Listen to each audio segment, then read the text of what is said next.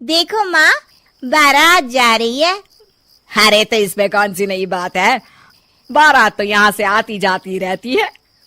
काश माँ मेरी भी शादी हो पाती।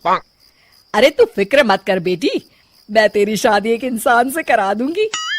लेकिन ये कैसे हो सकता है माँ, मैं तो एक चुड़ैल हूँ। अरे इसका भी इलाज है मेरे पास। कल ही हम नदी के किनारे वाले जादूगर के पास चलेंगे, वो अपनी शक्ति से हम दोनों को इंसान बना देगा। और ठीक ऐसा ही होता है। जादूगर उन दोनों माँ बेटी को चुड़ैल से इंसान के रूप में बदल देता है। ये तो कमाल हो गया माँ, अब तो मुझे कोई पहचान नहीं पाएगा। ये भभूति रखो, इसे हर रात खा लेना, वरना सुबह तुम अपने असली रूप में आ जाओगी। जी जी बिल्कुल खा लूंगी।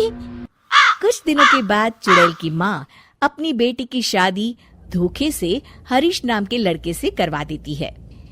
फिर एक दिन, अरे मान गए हरीश, इतनी सुंदर पत्नी तो किस्मत वालों को मिलती है, और एक तुम हो कि खुश होने के बजाय हमेशा तुम्हारा मुंह हारे हुए लीडर के चमचे की तरह लटका रहता है। अरे सुन भाई, मेरी पत्नी सुंदर है तो क्या करूं, नाचूं? देख लाला, सुबह सुबह मेरा दिमाग खराब मत कर। अरे वो सब तो ठीक है, लेकिन एक बात मेरी समझ में नहीं आती, तुम हर दूसरे दिन कम से कम 10 लोगों का राशन खरीद कर ले जाते हो। अरे आखिर तुम इतने राशन का करते क्या हो? तुम्हारे घर में तो खाने वाले सिर्फ 4 लोग हैं। अरे तुझे मेरे घर की बातों से क्या लेना देना, तू चुपचाप अपनी दुकानदारी कर, वरना यहाँ दुकानों की कमी नहीं है। इतना कहकर हरीश वहाँ से चला जाता है। हरीश जैसे ही घर पहुँचता है, हे भगवान, ये क्या हो गया, मेरी तो किस्मत ही फूट गई।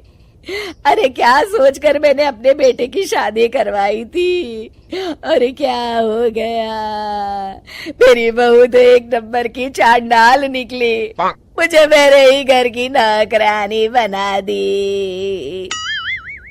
ए कमला, क्या बड़बड़ कर रही है? चुपचाप काम नहीं कर सकती क्या? ठीक है बहू, रो मत माँ, सब ठीक हो जाएगा।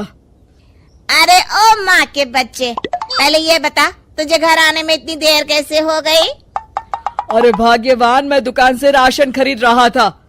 आखिर तुम 10 लोगों का खाना अकेले खा जाती हो, इसलिए हर दूसरे दिन राशन खरीदने जाना पड़ता है। अरे चल ठीक है। ए कमला, फटाफट मेरे लिए खाना बना, बड़ी जोरों की भूख लगी है। मैं अपने कमरे में जा रही हूँ। ए हरीश, चल मेरे पैर दबा। मेरी समझ में नहीं आता, ये बहू आखिर हमसे किस जन्म का बदला ले रही है, हमने इसका क्या बिगाड़ा है? अरे नाश पिटी, ये सब तेरी वजह से हुआ है, तुझे ही बड़ी जल्दी थी अपने बेटे की शादी करवाने की। अरे तो इसमें मेरी क्या गलती है जी, जो हर माँ करती है मैंने भी तो वही किया है ना।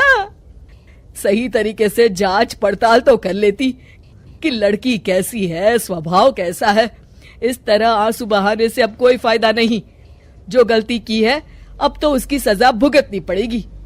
आपका ये भाषण सुनने का वक्त नहीं है मेरे पास, मैं तो चली रसोई घर में खाना बनाने, नहीं तो ये डायन मुझे ही पकाकर खा जाएगी। कमला रसोई घर में चली जाती है। इस तरह हरीश और उसके घर वालों की जिंदगी नरक बन जाती है। कुछ दिन बीत जाते हैं। फिर एक रात, आज तो खाना खा के मजा आ गया। कुछ भी कहो, मेरी बुढ़िया सास खाना एक नंबर का बनाती है। और ये कामचोर हरीश क्या कर रहा है? ए लड़के, ठीक तरह से पैर दबा। आज तो मुझे बहुत नींद आ रही है। इस तरह उस रात चुड़ैल जादूगर की दी हुई भभूति खाना भूल जाती है। अगली सुबह अपनी बगल में लेटी चुड़ैल को देखकर हरीश की आंखें फटी की फटी रह जाती है। अरे मर गया रे, ये क्या, ये भाग्यवान तुम तो एक चुड़ैल हो। तूने सही कहा हरीश, चुड़ैल हूँ मैं, चुड़ैल। अरे मर गया, अरे कोई बचाओ मुझे। इतना कहकर हरीश घर से बाहर की तरफ भागता है। तभी उसके पड़ोसी भी जाग जाते हैं और सब देखते हैं कि हरीश के पीछे एक चुड़ैल पड़ी है।